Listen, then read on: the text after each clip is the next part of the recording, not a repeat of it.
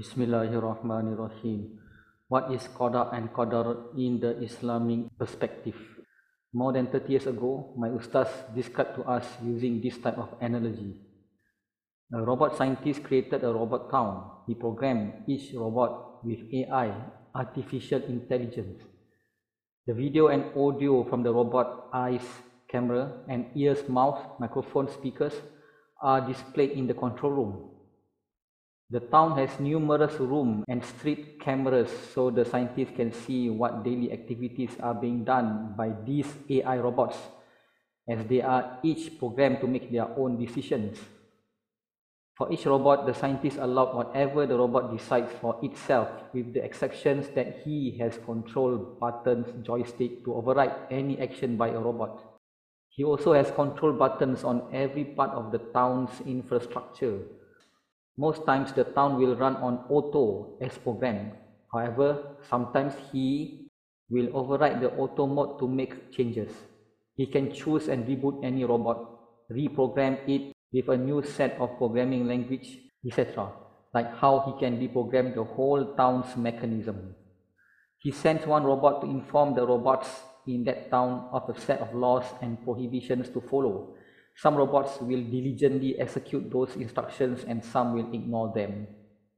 Of course, the scientist will have some robots that will eventually become his favorites. However, one of them is dangerously loitering near a metal shredding machine. If it falls into that shredder, the robot will be beyond repair. The robot parts will be useless and will have to be thrown into a furnace for melting. The scientist, using his joystick, caused an AI car to bump into this robot before it can fall into the shredding machine. The robot suffered a leaking oil tube. The robot is sent to the repair workshop where the leaking tube is fixed. The robot, being an AI, will take note of this incident into its memory and decision-making experience. This robot will warn other robots not to loiter near the shredding machine. This makes the scientists like this robot even more. On one incident, some mischievous robots burned some materials that causes the town to be smoky. The scientists turned the ventilation fans to higher speed to get rid of the smoke. All the actions of these robots are recorded and stored in terabytes upon terabytes of data storage. He can just do a search in the database to see each robot's past actions. Those robots that are mischievous and evil, he will allow them to fall into the shredding machine and no robot can argue with him. Those robots that he likes, he will transfer them to Robot Town version 2.0, which is an upgraded version of the old town. In summary of Qada and Qadr in the Robot Town analogy, it all boils down into this: AI robots created with decision-making capabilities. AI robots can be manually controlled by the scientists. The scientist's decision of allowing or controlling. The robots having free will but subjected to being controlled by the scientists. Humans having free will and at the same time submit to Allah's controls. The balance between free will and controls is a mystery that only the Creator knows.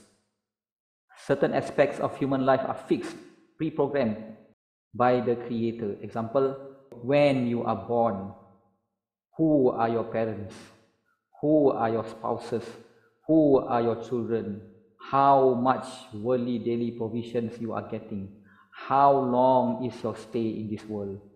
Many ustaz said, based on hadith, that we can ask for more on points 5 and 6 mentioned above. How much worldly daily provisions you are getting, the rizq, how long is your stay in this world. Example, let's say you join a company that offered you $2,000 salary a month.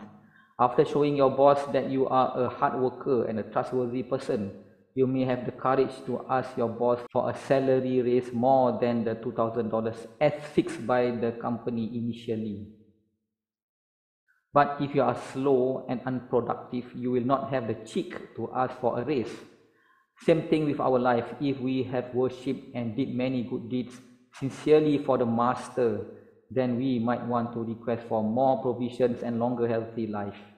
Wallahu a'lam. Only Allah knows. Because of His unlimited knowledge, He already knows what's going to happen to you in the future or where we will end up, which we call predestined.